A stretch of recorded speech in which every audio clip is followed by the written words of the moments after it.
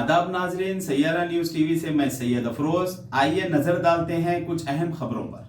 हैदराबाद में BRS leader और real estate के ताजिर और केएमआर ग्रुप के चेयरमैन मूसा सिद्दीकी का बेदर्दी से कत्ल कर दिया गया। पुलिस के मुताबिक फैयाजुद्दीन और सिद्दीकी के दरमियान रकमी लेन देन का तनाज़ा चल रहा था।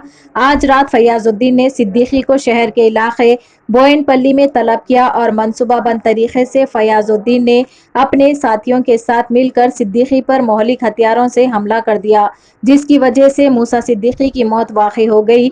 इत्तला मिलने पर पुलिस मौके पर पहुंच गई और वाक़े की तहक़ीक़ात कर रही है। मज़ीद तफ़सीलात का इंतज़ार है।